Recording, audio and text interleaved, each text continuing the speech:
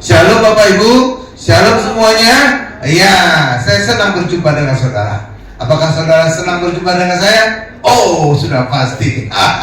Karena kita akan diberkati oleh firman Tuhan. Ya, saya akan selalu menyebut tentang 2 Petrus 1 ayat 2. Di situ dikatakan bahwa kasih karunia dan damai sejahtera akan melimpah kita oleh pengenalan akan Allah dan Tuhan Yesus. Itulah sebabnya saya selalu mengkhotbahkan tentang Allah, saya selalu mengkhotbahkan tentang Tuhan Yesus, agar kita semakin mengenal Allah dan Tuhan Yesus, agar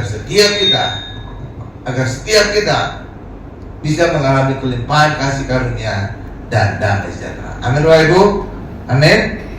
Haleluya. Haleluya. Ya. Ya. Jadi 2 Petrus 1 ayat 2 adalah kita akan beroleh kelimpahan kasih karunia dan kelimpahan damai sejahtera oleh pengenalan akan Allah dan Tuhan Yesus. Itulah sebabnya saya selalu mengkhotbahkan tentang Allah dan Tuhan Yesus. Amin. Agar setiap kita yang mendengar, bahkan yang menonton video ini akan mengalami kelimpahan kasih karunia dan damai sejahtera. Ya, sesuai dengan janji saya, setiap minggu saya akan mengkhotbahkan setiap kitab dari Alkitab, mulai dari Kejadian, Keluaran, Imamat, Bilangan sampai dengan Wahyu. Ya, dan kesimpulannya harus Tuhan Yesus. Kenapa bisa Pak? Oh iya bisa, karena benang merah dari Alkitab, dari Kejadian sampai Wahyu adalah Tuhan Yesus. Itulah sebabnya kita bisa menyimpulkan semua kitab tentang Tuhan Yesus. Dan hari ini adalah minggu ke-7 sejak Gereja Mount Hermon Church ini dibuka. Karena itulah ini juga adalah kitab yang ke-7 dari Alkitab. Dan itulah kitab Hakim-Hakim. Ya. Dan judul khotbah kita adalah Simpson dan Delila. Ini topik yang menarik ini. Ya. Ini adalah hakim-hakim terakhir dari bangsa Israel. Judulnya apa Bapak Ibu? Simpson dan Delila. Coba kita buka Hakim-Hakim 13 ayat 1 sampai dengan 5. Hakim-Hakim 13 ayat 1 sampai dengan 5. Haleluya. Hari ini kita akan mengalami singkapan yang luar biasa. Iya, saudara akan luar biasa. Pengenalan akan Allah dan Tuhan Yesus luar biasa. Bahkan Roh Kudus. Ya. Hakim-Hakim 13 ayat 1 sampai dengan 5 saya bacakan bagi kita semua. Orang Israel melakukan pula apa yang jahat di mata Tuhan. Sebab itu Tuhan menyerahkan mereka ke dalam tangan orang Filistin 40 tahun lamanya. Lama banget itu. Presiden kita ada 32 tahun. Ini 40 tahun. Ya. Pada waktu itu ada seorang dari Zora dan keturunan orang Dan, namanya Manoah. Istrinya mandul, tidak beranak. Dan malaikat Tuhan menampakkan diri kepada perempuan itu dan berfirman kepadanya demikian. Memang engkau mandul, tidak beranak, tetapi engkau akan mengandung dan melahirkan seorang anak laki-laki. Oleh sebab itu, peliharalah dirimu, jangan minum anggur atau minum yang memabukkan, dan jangan makan sesuatu yang haram. Ya, haram. Sebab engkau akan mengandung dan melahirkan seorang anak laki-laki. Kepalanya takkan kena pisau cukur. Sebab sejak dari kandungan ibunya, anak itu akan menjadi seorang nazir Allah, dan dengan dia akan mulai penyelamatan orang Israel dari tangan orang Filistin. Ya, oke. Lihat kepada saya Bapak Ibu. Nah, jadi salah satu ciri dari nazir adalah tidak boleh minum anggur. Ya, jadi mamanya termasuk juga nanti bayi kalau sudah dilahirkan tidak boleh minum anggur. Itu satu. Yang kedua adalah rambutnya tidak boleh dicukur. Tidak boleh dicukur. Nah, ternyata bukan hanya Simpson saja yang rambutnya tidak boleh dicukur. Saudara tahu siapa lagi? Samuel. Ketika mamanya namanya Hana. Ini ada Hana di sini. Ya, Hana itu ada di Perjanjian Lama, ada di Perjanjian Baru. Ya, mamanya Hana itu menyerahkan Samuel ke Bait Allah untuk menjadi pelayan di Bait Allah, membantu Imam Eli. Dan rambutnya juga tidak dipotong. Itu jelas dikatakan dalam 1 Samuel 1 ayat 11. 1 Samuel 1 ayat 11. Iya, rambut Samuel itu tidak boleh dicukur. Iya. Ya, ternyata muncul Hana. Pas diomongin Hana muncul Hana. The real Hana. Nah, nih lihat, Nazir itu salah satu cirinya itu rambutnya panjang. Nah, tapi Rasul Paulus menegur laki-laki yang rambutnya panjang. Iya, dalam 1 Korintus 11 ayat 14 dikatakan bahwa kehinaan bagi laki-laki berambut panjang. Pak, kok kesannya firman Tuhan bertentangan, Pak? Nazir harus berambut panjang karena tidak dicukur pasti rambutnya panjang. Tapi kok Rasul Paulus itu berkata kehinaan bagi laki-laki berambut panjang, ya? Kok kayaknya bertentangan firman Tuhan? Oh enggak, enggak. Saudara saja melihatnya terkesan bertentangan. Padahal firman Tuhan tidak mungkin bertentangan. Kenapa? Karena semua firman Tuhan diilhamkan oleh Roh Kudus. Itulah sebabnya tidak mungkin bertentangan. Lalu bagaimana Pak penjelasannya, Pak? Kok Nazir itu harus berambut panjang sedangkan Paulus mengatakan kehinaan bagi laki-laki berambut panjang? Iya, solusinya adalah gini. Jadi kalau ada rambut panjang, saya tanya aja dia, kamu Nazir Allah nggak? Hah? Kamu Nazir Allah? Enggak? Ya udah, jangan rambut panjang. Nah, tapi kalau kamu Nazir Allah, oh iya, silakan rambut panjang. Jadi nggak ada bertentangan. Jadi kalau Nazir Allah boleh rambut panjang, tapi kalau saudara bukan Nazir Allah, jangan rambut panjang. Itu kehinaan kata Paulus. Jadi nggak ada bertentangan ya? Enggak, tinggal lihat kondisinya. Oke? Ya. Tapi itu dari sisi laki-laki. Ya, saudara harus seimbang. Saudara lihat dari sisi laki-laki, saudara dilihat juga dari sisi perempuan. Kalau saudara lihat ayat ini, ayat sebelumnya, nah itu disinggung tentang perempuan. Kalau perempuan berdoa kepada Allah harus bertutup kepala, harus berjilbab. Jadi jilbab itu sudah ada dikatakan di Alkitab. Itulah sebabnya saudara perhatikan, suster-suster di gereja pakai tutup kepala karena sesuai ayat. Oke, iya. Jadi orang Kristen juga bisa, tapi itu bukan dosa kalau saudara nggak punya tutup kepala. Iya, karena apa? Ini anjuran, bukan dosa kalau dilanggar. Oke ya. Maka ternyata kalau kita lihat ayat berikutnya, ayat 15 ya, ternyata kerudung atau tutup kepala wanita adalah rambutnya panjang. Jadi wanita dianjurkan berambut panjang, sedangkan pria berambut pendek.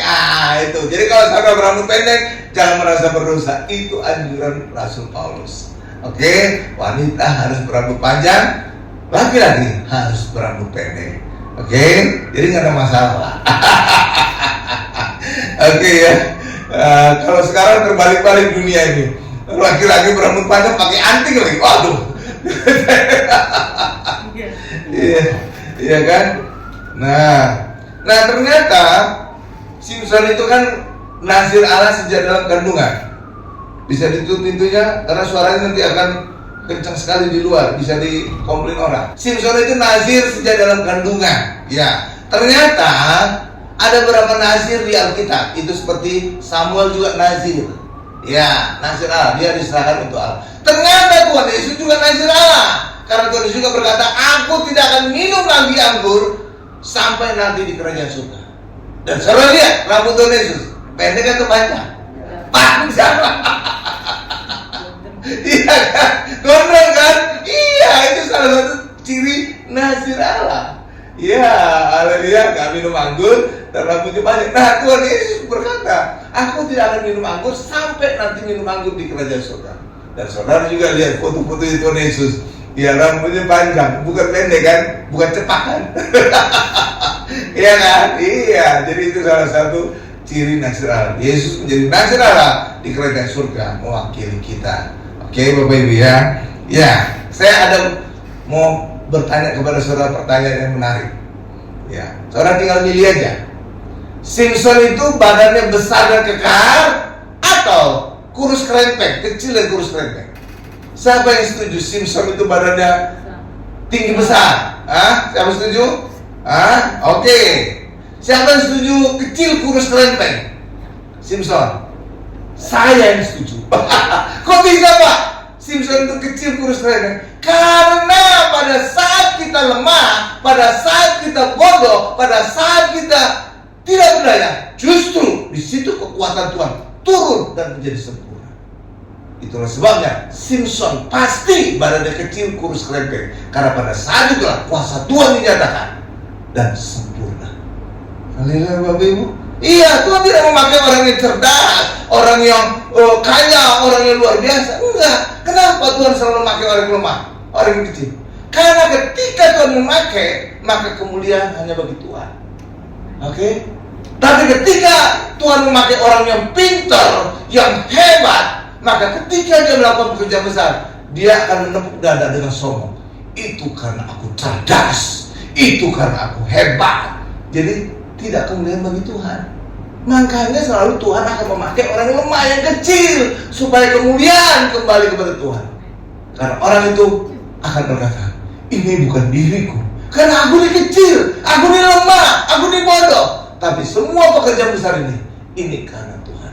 Jadi saya lihat, itu alasan Tuhan kenapa memakai orang lemah, supaya kemuliaan kembali kepada Tuhan. Paham Bapak Ibu ya? Hal yang sama juga dengan Simpson. Ya, dia pasti badannya kecil dan kurus kerempeng. Tapi ketika kuasa Tuhan turun atas dia dan sempurna, hal besar akan dia lakukan. Paham Bapak Ibu ya? Jadi saudara jangan kayak orang dunia yang kuat, pekerjaan besar itu pasti dilakukan oleh orang hebat. Enggak, bagi Tuhan tidak. Iya, karena nanti kemuliaan bukan untuk Tuhan, tapi orang itu akan menyombongkan dirinya. Yo, siapa dulu dong bapaknya? Gitu kan? Tapi ketika orang lemah, tahu dia lemah, ketika dia melakukan pekerjaan besar, dia akan sadar diri, aku ini nggak mampu melakukan hal itu semua karena Tuhan. Gitu. Jadi kemuliaan kembali kepada Tuhan. Paham Bapak Ibu ya? Nah, gitu. Buktinya apa? Ya, jadi ketika saudara lemah, apapun kelemahan saudara, setiap orang kan punya kelemahan. Jangan saudara minder, serahkan kepada Tuhan. Justru ketika Tuhan turun dan kuasanya sempurna, di kelemahan saudara justru menjadi kekuatan saudara. Ya, buktinya apa? Oh, buktinya saya akan tunjukkan. Saudara bisa lihat pendeta-pendeta besar di seluruh dunia. Saudara lihat masa mudanya, mereka orang yang minder dan tidak bisa ngomong lancar, malah gagal. Iya, saudara lihat aja siapa? Ya, pendeta gereja paling besar di Indonesia. Ya, mungkin paling besar di Indonesia. Saya dulu di sana. Pendetanya ngomongnya nggak lancar. Ngomong saudara-saudaranya serok-serok. Iya, itu contoh satu. Yang kedua, ada pendeta yang gendut, suka ngelawak. Ya, sekarang ngomongnya hebat. Coba lihat masa kecilnya saat dia SM, dia itu gagah. Coba lihat, kelemahannya justru dipakai Tuhan menjadi luar biasa. Ada lagi satu pendeta, merasa paling ganteng. Memang ganteng sih, tapi dia merasa paling ganteng sedunia. Tapi ketika dia kecil, dia juga orang yang minder. Ketika disuruh maju ke depan nyanyi, ya oleh gurunya, dia akan selalu nyanyi satu. Kuku begitulah bunyinya. Kakinya bertanduk, hewan apa namanya? Tahu hewan apa? Ayam. Jadi ketika itu terus lagunya, makanya pada saat dia dipanggil ke depan, dia belum sampai ke depan, gurunya langsung nyanyi. Kuku begitulah bunyinya, kakinya bertanduk, hewan apa namanya? Tapi sekarang atau pernah dia menjadi pendeta yang besar dan terkenal. Di Singapura, mungkin dia adalah pendeta yang terbesar di Singapura, Joseph Prim. Saya nyebut karena dia orang asing, jadi nggak ada masalah. Kalau kita, saya nggak mau nyebut nama. Dia tanya, ya, Joseph Prim. Saudara tahu masa kecilnya, sampai SMA ngomongnya gagah. Saudara itu, tapi justru sekarang dia berkorban di depan ribuan orang, terkenal di seluruh dunia. Karena apa? Karena kelemahannya dia serahkan kepada Tuhan, maka kuasa Tuhan turun dan sempurna. Maka di mana kelemahannya justru menjadi kekuatan. Amin. Bagi kita juga demikian. Apapun kelemahan saudara, serahkan kepada Tuhan. Maka ketika kuasa Tuhan turun dan sempurna, di mana kelemahan saudara justru menjadi kekuatan saudara. Karena Tuhan turun dan bekerja atas kita. Amin. Amin. Iya. Karena itu jangan minder. Karena itu saudara bisa menyimpulkan sekarang, Simpson itu pasti orangnya kecil, badannya kurus kerempeng, bukan besar, tinggi besar kayak Goliat itu enggak. Karena kalau orang tinggi besar, hebat itu dipakai Tuhan luar biasa, dia nggak akan memuji Tuhan. Dia akan berkata, lihat, saya orang yang kuat, perkasa. Siapa melawan saya? Mengandalkan dirinya dia, nggak pernah mengandalkan ke Tuhan lagi. Karena dia, makanya Tuhan selalu memakai orang yang lemah, yang hancur hati. Tapi kalau saudara berdoa dengan kesombongan, Tuhan tidak akan menjawab doa saudara. Makanya kita harus berdoa dengan kerendahan hati dan hancur hati. Disitulah Tuhan akan menjawab doa saudara. Kenapa? Karena di saat itulah kemuliaan Tuhan akan dinyatakan. Amin. Berikan kemuliaan luar biasa begitu. Haleluya. Ya contoh nyata itu ya pendeta-pendeta itu, pendeta besar. Saudara lihat aja lah. Ya, saya nggak mau nyebut nama. Saudara lihat aja lah. Nah, pokoknya itu. Ya, masa muda itu pendeta-pendeta. Waduh. Iya. Termasuk juga saya. Iya, saya juga kalau bicara depan mimbar itu kadang-kadang grogis dulu. Bahkan waktu saya masih kuliah di STT, pelajaran homiletik itu ilmu khotbah, sampai saya berhenti saat latihan. Iya, karena awalnya lancar, tapi ketika teman-teman ketawa, langsung saya stop, kayak gelap semua gitu. Gurunya nyuruh saya, yaudah lain kali coba lagi turun gitu. Gawat ya. Tapi puji Tuhan, Tuhan memakai saya serahkan kelemahan saya. Maka saya pernah khotbah di depan ribuan orang dan juga di depan saudara sekarang ini. Amin. Karena itu saudara jangan minder apapun kelemahan saudara, serahkan kepada Tuhan. Justru nanti itu akan menjadi kekuatan saudara. Amin. Oke? Ya. Simpson itu ada beberapa gambaran tentang Yesus. Walaupun Simpson itu orangnya nggak kudus-kudus amat. Iya, ini ayat akan kita baca. Ini adalah kisah pada saat Simpson ia tidur dengan pelacur. Tetapi walaupun demikian Tuhan memakai dia. Itulah anugerah Bapak Ibu ya.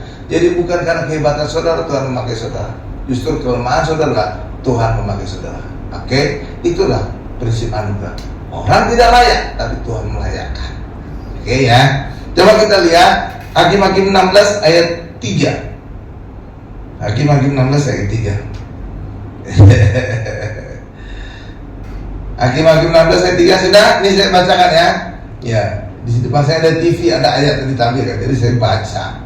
Ya, saudara bisa lihat di layar ya, besar. Ini saya bacakan Hakim-Hakim 16 ayat 3. Tetapi Simpson tidur di situ sampai tengah malam. Pada waktu tengah malam bangunlah ia, dipegangnya kedua daun pintu gerbang kota itu, dan kedua tiang pintu dicabutnya lampu, semuanya beserta palangnya. Diletakkannya di atas kedua bahunya. Katakan sama-sama saya, bahunya. Oke, nanti saya akan jelaskan artinya. Lalu semua itu diangkatnya ke puncak gunung yang berhadapan dengan Hebron. Katakan sama saya, Hebron. Bahasa Ibrani Hebron artinya persekutuan. Nah, di sini ada gambaran Yesus. Di mana Pak gambarannya? Ini adalah gambaran pada saat Yesus memikul salib di bahunya dan Yesus naik ke bukit Golgota. Yesus mati di bukit Golgota, dan lewat kematian Yesus, Yesus menghapus dosa semua kita, dan lewat penghapusan dosa inilah terjadi perdamaian antara Allah dan manusia. Kembali terjadi persekutuan. Ya, ini tadi Hebron tadi persekutuan. Oke ya. Jadi ada gambaran, kilasan-kilasan gambaran tentang Yesus ya pada diri Simpson. Jadi pada saat dia ngangkat gerbang itu ditaruh di bahunya, naik ke bukit di hadapan Hebron, itu menjadi gambaran saat Tuhan Yesus memikul salib di bahunya, naik ke bukit Golgota, mati di bukit Golgota, dan lewat kematian Yesuslah terjadi perdamaian Allah dengan manusia, terjadi persekutuan kembali antara Allah dengan manusia. Nah, itu dia. Jadi ada ya kilasan-kilasan gambaran Simpson tentang Yesus. Oke? Ya. Sekarang kita bagian berikutnya. Simpson haus dan disegarkan. Nah, ini nanti akan kita lihat ada singkapan luar biasa. Saudara, wow. Hakim-Hakim 15 ayat 18 sampai 19. Hakim-Hakim.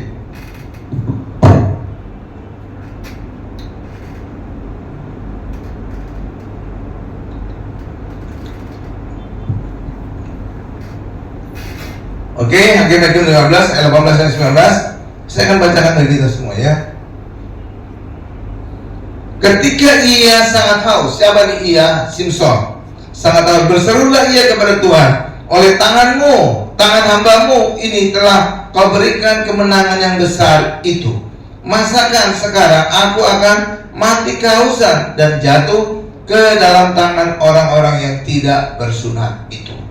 Jadi seringkali di Alkitab ada dikatakan orang yang tidak bersunat itu menunjukkan orang non-Israel. Karena orang Israel wajib hukumnya sejak bayi disunat. Nih ya. Jadi selalu seringkali Daud juga gitu ya. Oh, orang yang tidak bersunat itu siapa tuh orang si Goliat itu yang nantangi orang Israel? Iya, orang yang tidak bersunat itu kayak gitu. Jadi itu menunjukkan orang non Yahudi, non Israel. Karena orang non Yahudi pada masa itu tidak bersunat. Yang bersunat hanya orang Yahudi. Amin. Oke. Iya. Nah, Allah membelah gunung batu. Tadi saya udah baca ayat 19-nya. Oh belum, ayat 19-nya. Kemudian Allah membelah liang batu yang di Lehi itu, dan keluarlah air dari situ. Ia minum lalu menjadi kuat dan segar kembali. Sebab itu dinamakan mata air itu mata air penyeru yang sampai sekarang masih ada di Lehi. Nah, ini adalah gambaran Tuhan Yesus. Batu karang dibelah dan keluar air. Itu dikatakan dalam 1 Korintus 10 ayat 4. Oke? Ya, ingat tutup pintunya rapat. Iya, karena harus pele tapi bisa panjang ekor. Ya. Mana tadi? Jadi putus gara-gara si mamanya Samuel, si Hana. Batu itu menuju kepada Tuhan Yesus yang adalah batu karang rohani yang mengalirkan minuman rohani. Itu dikatakan 1 Korintus 10 ayat 4. Iya, ini gambaran Yesus batu karang. Nah, kita akan masuk lebih dalam lagi gambaran Yesus yang berikutnya. Coba kita buka Yohanes 7 ayat 37 sampai dengan 39. Yohanes 7 ayat 37 sampai dengan 39. Ya. Dan pada hari terakhir, yaitu pada puncak perayaan itu, Yesus berdiri dan berseru, barang siapa haus, baiklah ia datang kepadaku dan minum. Ayat 38. Barang siapa percaya kepadaku, katakan sama saya, percaya. Nanti saya akan jelaskan. Percaya kepada Tuhan Yesus, seperti yang dikatakan oleh kitab suci, dari dalam hatinya akan mengalir aliran-aliran air hidup. Ya, aliran-aliran air hidup itu bahasa Indonesia. Kalau bahasa Inggris itu rivers of living water. Jadi lebih gede lagi. Bukan hanya sekedar air, tapi sungai-sungai air hidup. Dan puji Tuhan, sekarang Alkitab bahasa Indonesia sudah diterjemahkan ulang dan direvisi. Bukan lagi tulisannya aliran-aliran air hidup. Saya baru beli Alkitab baru, tertulis sungai-sungai air hidup. Luar biasa. Jadi udah sama dengan bahasa Inggris. Itu mantap. Karena aliran itu kecil, benar tak Bapak Ibu ya? Sungainya lebih besar. Iya, dan puji Tuhan sudah berubah. Saudara bisa lihat Alkitab saudara yang lama itu masih aliran-aliran air hidup. Tapi Alkitab yang baru, revisi kedua, itu sudah sungai-sungai air hidup. Ya, karena saya baru beli Alkitab jadi tahu. Oke ya. Ayat berapanya? 39. Ya. Yang dimaksudnya ialah roh besar berarti Roh Kudus yang akan diterima oleh mereka yang percaya kepadanya. Sebab roh itu belum datang karena Yesus belum dimuliakan. Katakan sama saya, dimuliakan. Ya, saya akan jelaskan satu kata percaya, satu kata dimuliakan. Oke? Nih. Ketika orang Kristen percaya kepada Yesus, ya, maka otomatis darah Yesus membasuh kita. Dosa kita dihapus sempurna sehingga kita menjadi maha kudus. Jadi orang Kristen harus sadar bahwa mereka sekarang adalah orang yang maha kudus. Buktinya apa Pak? Buktinya adalah Roh Kudus turun atas kita. Dan Roh Kudus menjadikan kita baik Roh Kudus. Roh Kudus hanya turun kepada orang yang maha kudus. Karena itu Allah maha kudus. Jadi itu menjadi bukti bahwa orang Kristen adalah orang maha kudus. Buktinya adalah Roh Kudus turun atas kita dan menjadikan kita baik Roh Kudus. Amin, Bapak Ibu ya. Kalau orang sebelah itu mereka mungkin bisa kudus, tapi hanya sekedar kudus, bukan maha kudus. Itulah sebabnya di luar orang Kristen, di luar orang yang tidak percaya Yesus, di luar sana yang tidak percaya Yesus, mereka tidak pernah punya Roh Kudus, karena mereka tidak maha kudus, sehingga Roh Kudus jijik turun atas mereka. Oke, Bapak Ibu ya. Iya, itu buktinya kita orang Kristen adalah maha kudus. Karena kita kudus bukan atas perbuatan kita, tapi kita kudus oleh darah Yesus yang membasuh segala dosa kita. Amin. Jadi kekudusan kita supranatural. Di hadapan Allah itu maha kudus. Buktinya Roh Kudus turun atas kita dan kita menjadi baik Roh Kudus. Amin. Itu bukti konkret yang nyata. Wah, nggak terbantahkan itu. Oke. Tapi di luar sana yang nggak percaya, nggak mungkin mereka maha kudus. Nggak mungkin. Iya, paling mereka kudus. Oke ya, Bapak Ibu ya. Ya, orang Kristen itu maha kudus. Jadi saudara jangan berpikir, wah kita harus kudus berdasarkan pikiran, ucapan, dan perbuatan. Enggak. Kalau kita menghadapi perbuatan kita, pikiran, ucapan, perbuatan kita untuk kudus, ya, Yesaya 64 ayat 6 berkata, kesalehan kita, kekudusan kita seperti kain kotor. Bagaimana saudara bisa berharap maha kudus dan benar kalau kita seperti kain kotor? Saudara, iya kan? Iya, ada yang ngomong itu. Bukan kata saya. Makanya kita hanya kudus, bukan hanya maha kudus. Bukan hanya kudus, tapi maha kudus. Karena kita dibasuh oleh darah Yesus. Amin. Ya, itu tadi masalah percaya. Jadi pada saat kita percaya, saudara nggak perlu minta Roh Kudus turun ke saudara.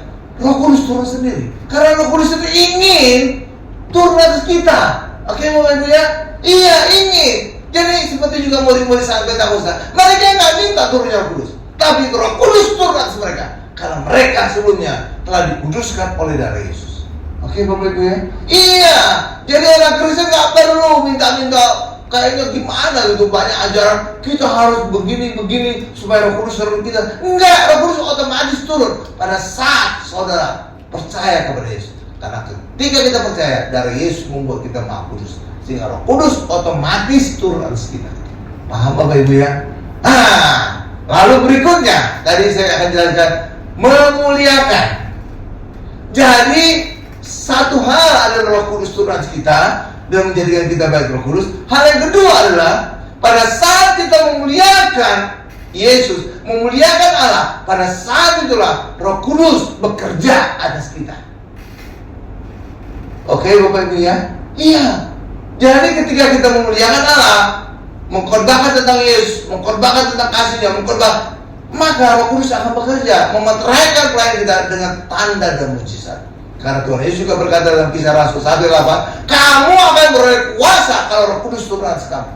Dan Roh Kudus telah turun atas kita, maka hidup kita akan mengalami kuasa. Tetapi harus ada syarat kedua, kita harus memuliakan Yesus. Oke? Harus mau berfokus kepada Yesus. Ya. Oke? Ya. Saudara pernah bertanya tak? Kenapa Tuhan Yesus tertidur di dalam perahu?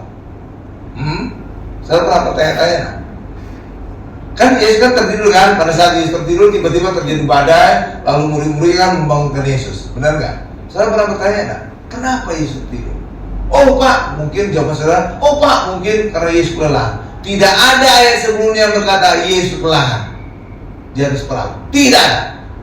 Yesus dikatakan kelelahan hanya sekali, itu pada saat di sumur. Dan kemudian Yesus berjumpa dengan seorang wanita Samaria. Cuma itu dikatakan Yesus kelelahan, nggak ada yang lain. Tapi kenapa Yesus tertidur di dalam perahu? Saya pernah bertanya. Saya ajak saudara berpikir, kenapa Yesus tertidur? Harus tahu kenapa? Gini, saya jelaskan supaya saudara hari, itu tuh penyebabnya ya. Di saat Tuhan Yesus berlayar itu di dalam perahu, ada dua orang yang bukan nelayan di situ. Saudara tahu? Ada dua orang pada saat Yesus bersama ibunya naik perahu, ada dua orang yang di situ bukan nelayan. Saudara tahu siapa? Satu pasti Yesus. Kenapa? Profesi Yesus sebelumnya apa? Tukang kayu. Kan bukan nelayan. Kan? Ada satu lagi kemungkinan yang bukan nelayan. Saudara tahu siapa? Bisa nebak? Yudas Iskariot. Kok bisa saya nebak Yudas Iskariot? Karena Yudas Iskariot artinya Yudas yang berasal dari Keriot.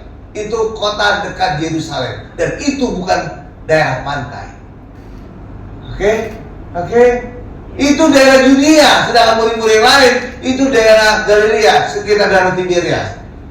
Oke? Iya. Jadi ada di situ ada dua orang yang bukan nelayan. Satu, Tuhan Yesus pasti, karena Yesus sebelumnya adalah tukang kayu. Sedangkan Yudas Iskariot itu berasal dari Keriot. Ya, dan itu bukan daerah pantai. Oke? Jadi dia kemungkinan bukan nelayan. Itulah sebabnya, saudara tahu, Yudas Iskariot berpotensi untuk menjadi pengkhianat Yesus, bukan murid yang lain. Saudara tahu kenapa? Ya, saya tahunya karena dari nama Yudas Iskariot. Dia tinggal di kota Keriot, itu di daerah Yudea, dekat Yerusalem, sehingga mereka kenal dengan para imam. Oke, jadi mungkin Yudas Iskariot dengan para imam dulu masa kecilnya bersama-sama, sudah saling kenal. Sedangkan murid yang lain itu dari daerah Galilea, itu dianggap remeh oleh orang Yudea. Kenapa? Karena orang Yudea merasa kami lebih rohani dari kamu. Kamu itu orang sekuler. Oke? Jadi orang Yudea itu merasa lebih rohani. Makanya tidak mungkin murid-murid yang lain orang Galilea datang kepada imam untuk berkhianat. Nggak akan mungkin. Mereka akan disuruh diusir. Karena orang Galilea itu dianggap remeh oleh orang Yudea. Suatu kali Filipus datang kepada Natanael untuk mengajak Natanael untuk ikut Yesus. Apa jawaban Natanael? Emangnya ada yang baik dari Nazaret? Iya, artinya Nazaret itu daerah Galilea. Daerah Galilea itu dianggap hal-hal yang buruk. Makanya tidak akan mungkin murid yang lain itu datang kepada imam untuk mengkhianati Yesus. Nggak akan mungkin. Karena mereka datang saja langsung diusir. Pergi kamu orang Galilea. Ketahuan langsung dari logatnya. Iya, orang Yudea itu langsung kenal orang Galilea apa dari logatnya. Sama seperti saudara. Nah, dengan logat saudara, oh itu pasti dari Sumatera, dari Medan. Wah ini pasti dari China, logatnya mendok banget. Oh dari Jawa, kan langsung tahu kan? Iya, langsung tahu. Logatnya lain. Iya, lain. Iya, karena itulah yang berpotensi untuk mengkhianati Yesus adalah Yudas Iskariot, karena dia tinggal di daerah Yudea, dekat dengan Yerusalem. Bahkan mungkin teman kecilnya para imam. Makanya potensi untuk berkhianatnya ada pada Yudas, bukan murid yang lain. Murid yang lain itu pada nelayan. Oke, kembali kepada tadi, kenapa Yesus tidur? Karena para murid merasa mereka mampu mengatasi laut. Mereka itu nelayan profesional, sejak kecil nelayan. Yesus mereka tidak anggap tukang kayu. Tahu apa tukang kayu dengan danau? Tahu apa tukang kayu dengan perahu, dengan badan? Nggak tahu. Murid-murid lain nelayan. Mereka kenal bisa membaca cuaca. Mereka kenal tentang gelombang. Mereka kenal banyak hal tentang Danau Tiberias. Makanya mereka cuekin Yesus. Itulah sebabnya Yesus tertidur, tidak dianggap. Oke, paham? Jadi itu alasannya kenapa Yesus tidur. Karena murid-muridnya merasa hebat, mengerti tentang danau, karena mereka adalah nelayan sejak kecil, nelayan profesional. Sedangkan Yesus tukang kayu. Itulah sebabnya mereka abaikan Yesus. Karena itulah Yesus tertidur. Paham Bapak Ibu? Tapi ketika terjadi badai dan mereka hampir tenggelam, mereka tiba-tiba mengaburkan Yesus. Guru, engkau tidak peduli kepada kita, kita hampir binasa. Gitu kan? Kayak ucapan panik gitu. Seringkali juga orang Kristen demikian. Ketika kita mengandalkan kekuatan kita mengandalkan kehebatan kita, wah, seringkali kita jarang berdoa. Tuhan itu minggir. Aku hebat, aku kaya, aku sukses. Itu semua karena otakku encer, sampai encer keluar dari telinga. Ya kan? Iya. Tapi ketika kita sedang mengalami bahaya, kita langsung berdoa semalam suntuk. Kita berdoa, Tuhan, engkau tidak peduli kepada aku ambil binasa, aku ambil takut, aku ambil segala macam. Ya, sikap orang Kristen mirip dengan murid ketika di perahu. Ya kan? Semula mereka mengambilkan Yesus. Oh, mereka kan nelayan profesional. Oke? Ya, tapi kemudian ketika badai, mereka tidak mampu lagi. Di saat itulah mereka membangunkan Yesus. Hal yang sama juga dengan Roh Kudus. Ketika orang masih mengandalkan perbuatannya sendiri, kehebatannya, apapun yang ada dalam dirinya, Roh Kudus itu diabaikan. Itulah sebabnya walaupun Roh Kudus ada di dalam kita, kita dijadikan baik Roh Kudus, tapi Roh Kudus tidur di dalam kita seperti Yesus di dalam perahu tidur karena diabaikan oleh orang Kristen. Oke? Tapi ketika orang Kristen memuliakan Yesus, memuliakan Allah, dan Roh Kudus akan memimpin orang Kristen, di saat itulah Roh Kudus bekerja dan memberikan kita hal yang luar biasa. Amin. Dan ketika Roh Kudus bekerja, ada dua hal yang akan Roh Kudus buat. Lo tahu? Ada dua. Yang pertama adalah Roh Kudus akan membuat kita menghasilkan buah-buah roh. Satu. Yang kedua adalah ketika Roh Kudus bekerja, Roh Kudus akan memberikan kita karunia roh. Ya, karena semua itu produk Roh Kudus. Buah roh itu Roh Kudus. Ya, kita lihat ayatnya. Nggak kita baca lengkap, tapi saudara lihat, saya tunjukkan bahwa itu adalah Roh Kudus. Galatia 5 ayat 22. Jadi pada saat kita memuliakan Yesus, maka Roh Kudus bekerja. Ya, walaupun kita sudah menjadi baik Roh Kudus, tapi ketika kita cuekin Roh Kudus, karena kita mengandalkan kehebatan kita, mengandalkan hikmat kita, mengandalkan banyak hal dalam diri kita, Kudus itu tidur kayak perahu, kayak Yesus tidur di perahu. Iya, gitu. Iya kan? Iya. Tapi ketika kita memuliakan Yesus, memuliakan Allah, maka Roh Kudus akan bekerja. Dan ketika Roh Kudus bekerja, dua hal akan dihasilkan. Satu, buah roh. Dua adalah karunia roh. Buah roh itu ada 9. Karunia roh juga ada 9. Dan itu berpasangan. Ya. Buah roh pertama berpasangan dengan karunia pertama. Buah roh kedua akan berpasangan dengan karunia kedua. Dan seterusnya. Iya. Kenapa bisa berpasangan, Pak? Karena Roh Kudus itu digambarkan burung merpati. Ada sayap kiri, ada sayap kanan. Sayap kiri adalah buah roh, sayap kanan adalah karunia roh. Oke? Jadi saudara bisa nilai, saudara punya karunia roh apa? Dengan melihat buah roh dalam diri saudara. Saya ambil contoh diri saya. Ya, diri saya. Saya punya buah roh kemurahan hati. Ya, saya termasuk orang murah hati. Ya, kadang-kadang istri saya harus menahan saya supaya tidak memberi terlalu banyak orang. Iya, ketika saya suka seseorang, saya itu murah hati banget sama orang. Iya, saya beli handphone, saya beli segala macam. Demikian juga ketika saya suka satu gereja ada di tetangga rumah, saya kasih makan siang, saya kasih laptop segala macam. Tapi ketika mereka menyinggung saya, semua itu saya minta kembali. Semua itu saya stop. Tapi pada dasarnya saya murah hati. Sampai istri saya juga, harus nahan saya. Mimbar ini hampir saya kasih ke gereja. Keyboard saya hampir kasih juga. Iya, karena saya murah hati. Karena itu pasangannya.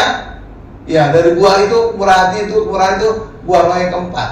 Maka pasangannya adalah karunia roh yang keempat. Apa karunia roh keempat? Adalah karunia roh kesembuhan ilahi.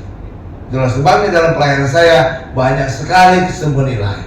Ya, udah ratusan orang yang sakit kanker di Bekasi ini saya doakan sembuh. Ratusan ibu-ibu yang mandul saya doakan jadi hamil dan punya anak. Iya, karena kesembuhan itu karunia. Saudara juga bisa ngecek. Iya, karunia apa yang saudara punya dengan melihat buah roh dalam diri saudara. Ya, PR yang di rumah ya, besok ujian. Coba kita lihat dulu deh, supaya saudara tahu ayatnya, nanti saudara lihat detailnya ya. Galatia 5 ayat 22 sampai 23. Coba. Iya, saudara hari ini mendapat kasih kabar tentang Roh Kudus. Galatia 5 ayat 22 sampai 23. Sudah? Nih saya bacakan ya. Galatia 5 ayat 22. Nanti selanjutnya saudara baca. Ya, ini saya ayat pertamanya saya baca. Ya, tetapi buah roh, rohnya roh kecil atau besar? Besar berarti Roh Kudus ini. Oke? Jadi bukan roh saudara, Roh Kudus.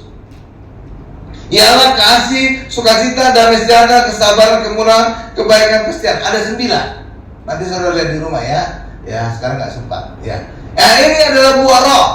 Itu berpasangan dengan karunia roh. Nah, kita lihat karunia roh. Ya, 1 Korintus 12 ayat 8 sampai 10. Ada 9 juga. Jadi itu berpasangan. Ya, karena Roh Kudus digambarkan sebagai burung merpati, ada sayap kiri, ada sayap kanan. Oke, buah roh adalah sayap kirinya, karunia roh adalah sayap kanannya.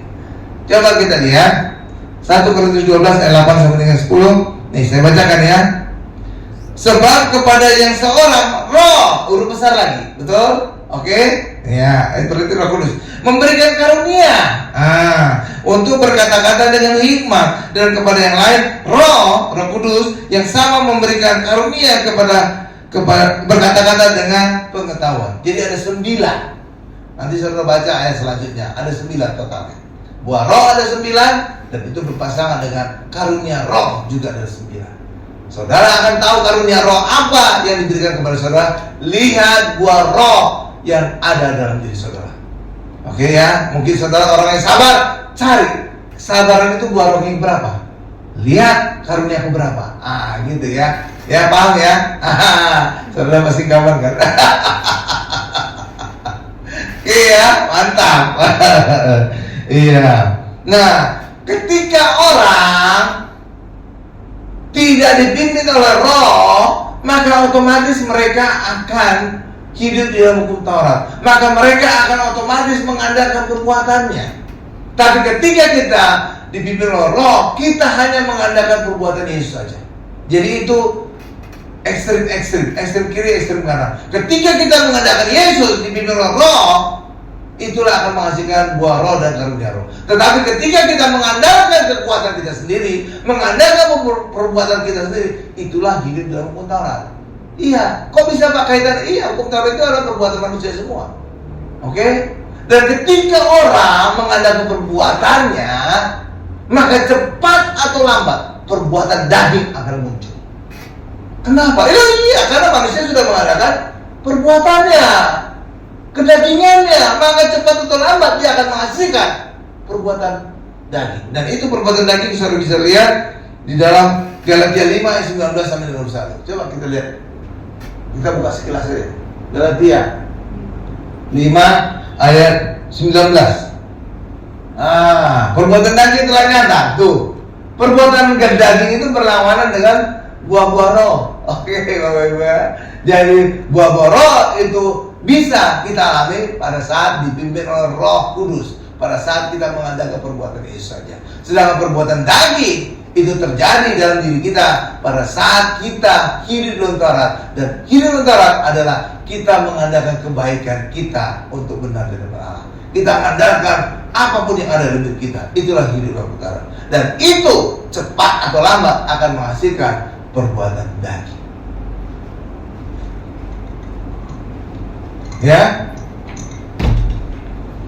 itu akan menghasilkan perbuatan daging. Amin, Bapak Ibu ya. Contohnya apa Pak? Bahwa ketika orang hidup Taurat nanti pada akhirnya cepat atau lambat akan menghasilkan perbuatan daging. Saudara lihat aja pada masa Tuhan Yesus. Pada masa Tuhan Yesus, siapa orang yang sungguh-sungguh hidup Taurat? Ahli Taurat.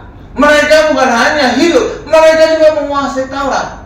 Sehingga mereka disebut ahli Taurat. Bahkan dalam bahasa Inggris mereka disebut doktor. Wow, Doctor of Law. Jadi udah S3, doktor. Iya. Tapi sebenarnya saudara juga udah S3, udah lulus SD, SMP, SMA. Oke, ya. Iya.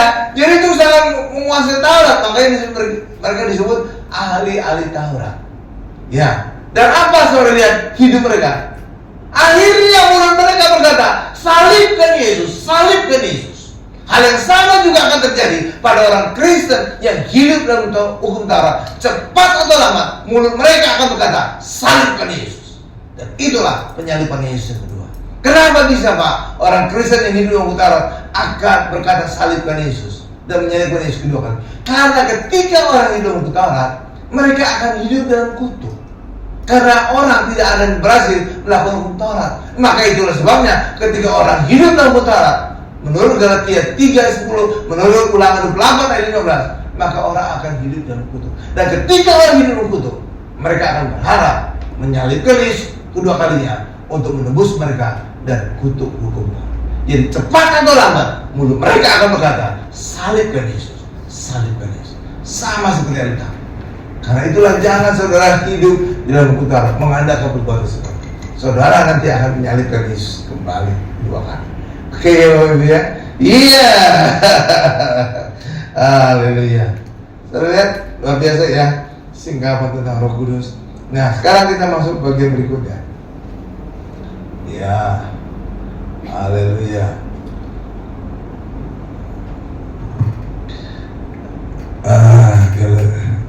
Halaman ketiga nempel dengan halaman kedua. Udah terpisah dia. Nah, sekarang kita masuk bagian berikutnya. Simson dikalahkan. Ya, coba kita lihat Hakim-Hakim 16 ayat 18 dan 21. Simson itu adalah orang paling kuat di Alkitab. Ya. Saudara tahu kalahnya siapa? Delilah, wanita Filistin. Jadi inilah terjadi, orang yang paling kuat, laki-laki paling kuat dikalahkan oleh kerlingan wanita. Itu sudah ada lagunya, Sabda Alam.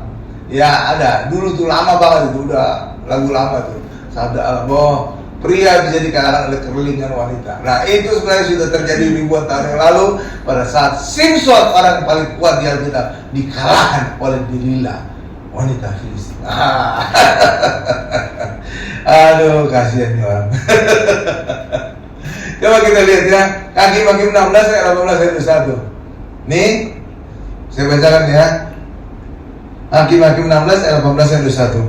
Ketika dilihat Delilah bahwa segala isi hatinya telah diceritakan kepadanya, disuruhnya lah memanggil raja-raja kota orang Filistin. Katanya, sekali ini lagi datanglah kemari, sebab ia, Simson, telah menceritakan segala isi hatinya kepadaku. Lalu datanglah raja-raja kota orang Filistin itu kepadanya sambil membawa uang itu. Jadi Delilah itu dibayar, disogok oleh raja-raja Filistin untuk mengorek rahasia kekuatannya Simson. Tuh kan, ini wanita bayar.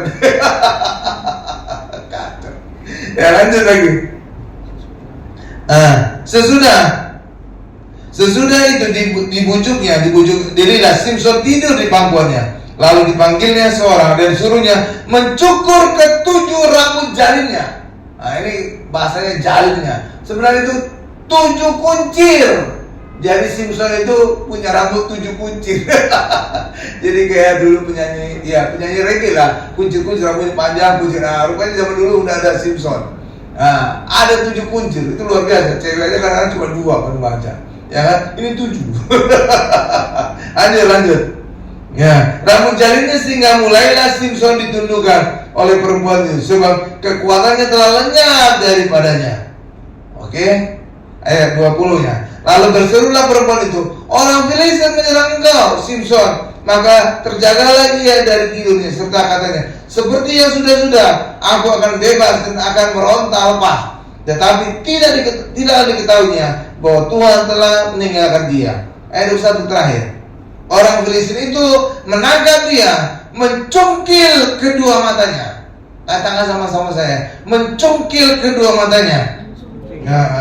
Dan membawanya ke Gaza. Di situ ia dibelenggu dengan 2 rantai tembaga. Katakan sama saya, tembaga. Dan pekerjaannya di penjara ialah menggiling.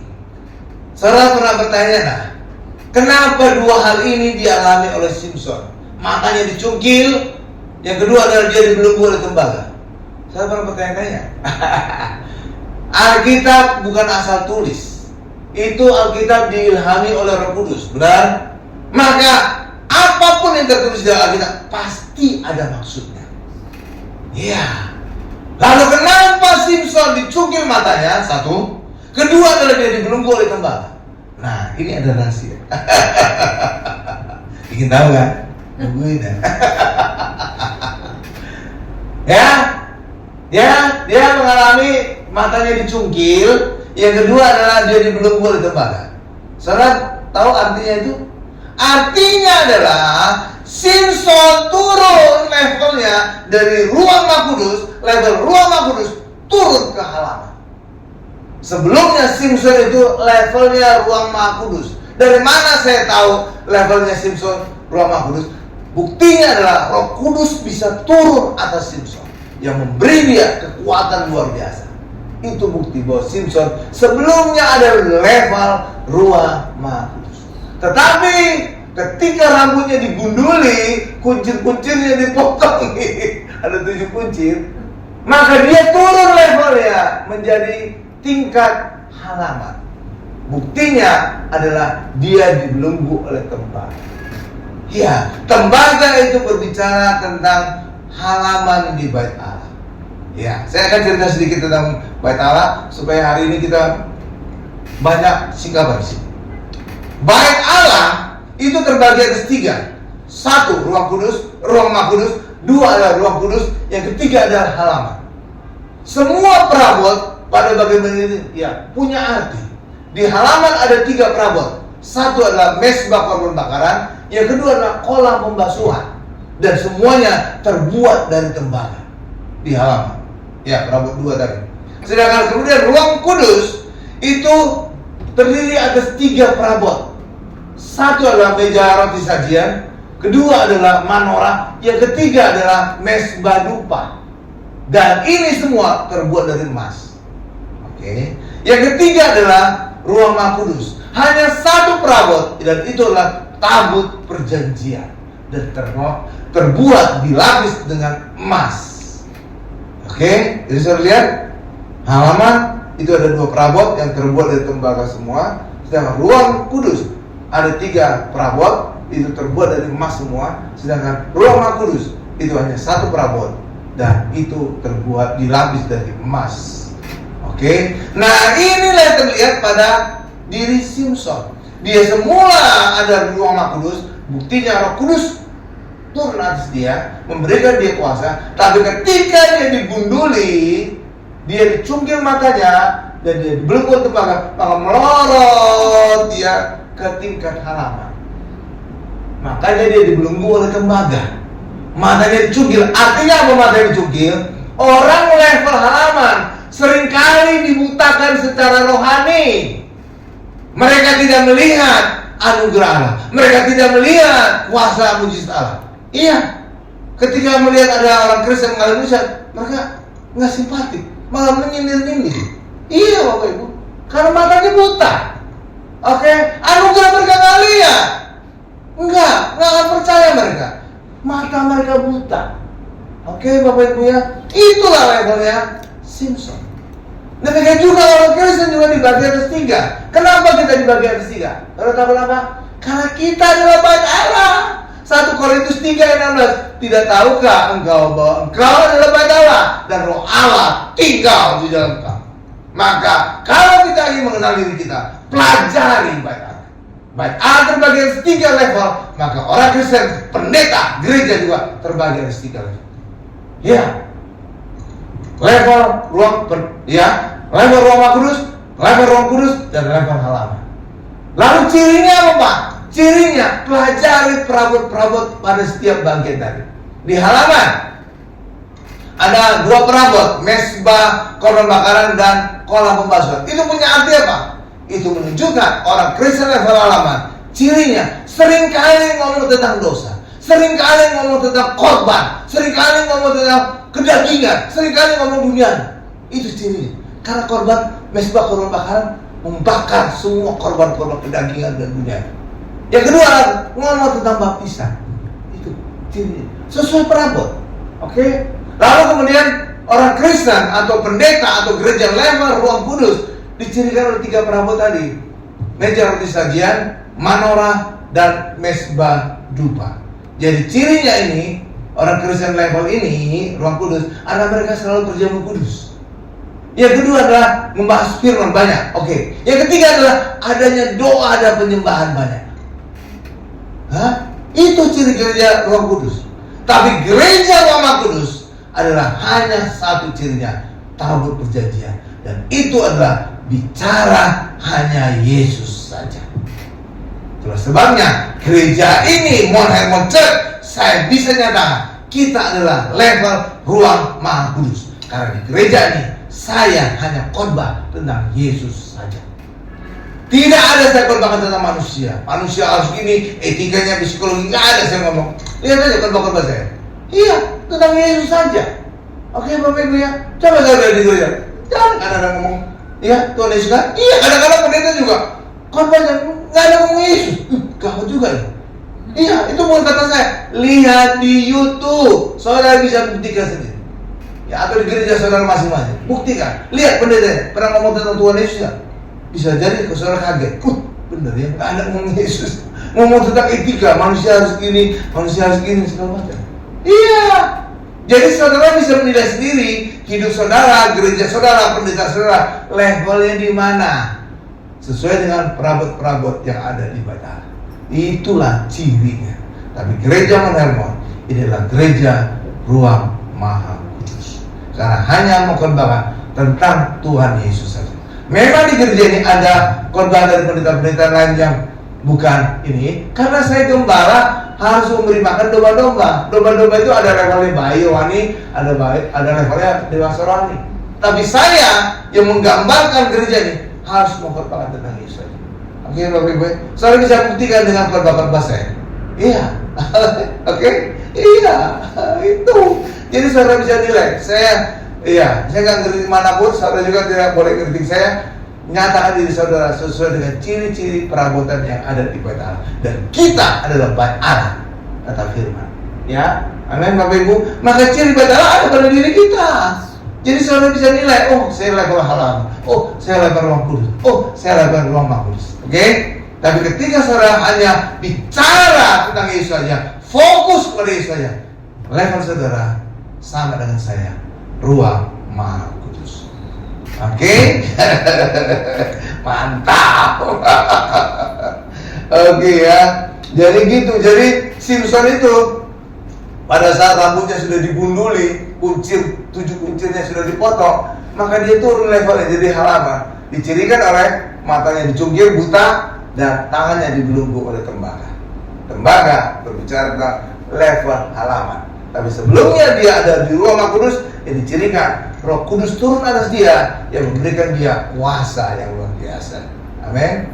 Jangan sampai orang Kristen turun dari level ruang Maha Kudus ke halaman. Sebaiknya adalah naik dari halaman, naik ke ruang kudus, naik ke ruang Maha Kudus. Amin. Dan puncaknya adalah ketika saudara hanya berfokus kepada Tuhan Yesus saja.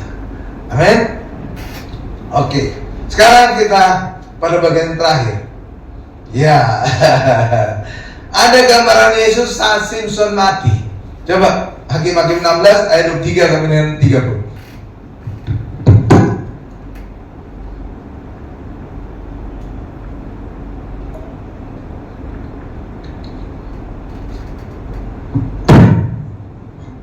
Hakim-Hakim 16 ayat 23 sampai 30. Sudah sana? Nih saya bacakan ya.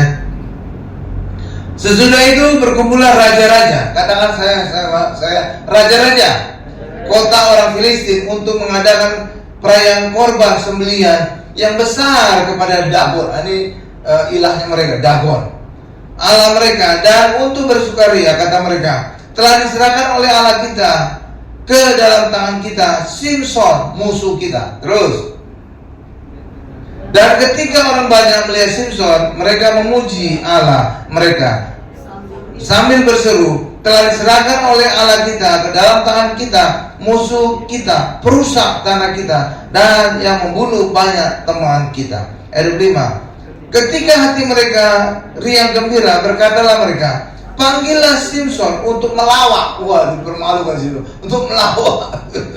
Melawak bagi kita. Simpson dipanggil dari penjara, lalu ia melawak dia di depan mereka. Kemudian mereka menyuruh dia berdiri di antara tiang. Ya, oke. Berkatalah Simpson kepada anak yang menuntun dia, lepaskan aku dan biarkanlah aku meraba-raba tiang-tiang penyangga rumah ini, supaya aku dapat bersandar padanya. Ayat 27. Adapun gedung itu penuh dengan laki-laki dan perempuan, segala raja juga, oke? Raja kota orang Filistin ada di sana, dan di atas soto ada kira-kira 3.000 orang, laki-laki dan perempuan yang menonton lawak Simpson. Ayat 28. Berserulah Simpson kepada Tuhan, katanya, ya Tuhan Allah, ingatlah kiranya kepadaku dan buatlah aku kuat sekali ini saja, ya Allah, supaya dengan satu pembalasan juga kubalaskan kedua mataku itu kepada orang Filistin. Jadi kelihatan di sini Simpson itu nggak rohani banget ya. Dia membalas itu untuk dirinya karena matanya dicungkil, bukan untuk muliakan Tuhan. Ya lihat itu. Tapi walaupun gitu, ya ada gambaran tentang Tuhan Yesus. Ya terus berkatalah Simpson, biarlah kiranya aku mati bersama-sama orang Filistin ini. Lalu membungkuklah ia sekuat-kuatnya. Maka rubuhlah rumah itu menimpa raja-raja kota itu dan seluruh orang banyak yang ada di dalamnya. Yang mati dibunuhnya pada waktu matinya itu lebih banyak daripada yang dibunuhnya pada waktu hidupnya. Nah, sebenarnya itu kurang lengkap. Yang dibunuhnya pada waktu matinya lebih banyak, tambah harusnya. Dan lebih penting, tadi saya minta kata raja-raja. Jadi di situ kumpul semua raja-raja. Jadi dibunuh Simpson, bukan hanya jumlahnya banyak, bahkan raja-raja, orang VIP dari para Filistin mati semua. Jadi bukan hanya dari sisi kuantiti, kualitinya juga luar biasa. Saudara itu, ya kan raja-raja kan? Iya, itu bukan orang ece-ece, raja-raja. Jadi yang dibunuh Simpson bukan hanya dari sisi jumlah lebih banyak, tetapi juga dari sisi kualitas. Karena situ pada raja orang ini mati semua. Ya, jadi harusnya ada ditambah lagi. Dan orang-orang penting gitu, lebih penting. Karena sebenarnya kan yang dibunuh itu kan bukan raja kan, ece-ece kan, ya orang-orang biasa kan. Ini raja-raja. Oke, makanya saya minta saudara menyebut kata raja-raja untuk menekankan bahwa yang dibunuh Simpson itu juga orang penting. Oke, jadi bukan hanya sisi jumlah, bukan hanya dari sisi jumlah lebih banyak, juga lebih penting karena yang dibunuh Simpson raja-raja orang Filistin. Wow, dahsyat. Dan itu juga gambaran Yesus. Ya, saudara tahu nggak berapa orang yang dibangkitkan oleh Tuhan Yesus? Siapa yang? Saudara tahu? 3 orang. 1, anak Yairus. 2, pemuda Nain. 3 adalah Lazarus. Tapi ketika Yesus mati, yang dibangkitkan Yesus lebih banyak lagi. Karena dikatakan kuburan-kuburan terbuka dan orang-orang kudus bangkit.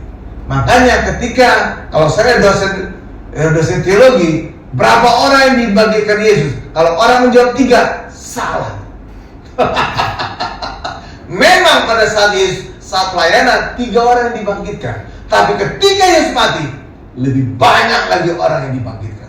Makanya orang yang dibangkitkan Yesus bukan hanya 3 orang. Pertanyaan juga kan ya. Luar biasa. Mana Pak ayatnya? Oke, kita buktikan ayat. Iya, Matius 7 ayat 52. Sama seperti kemarin juga pertanyaan saya kan.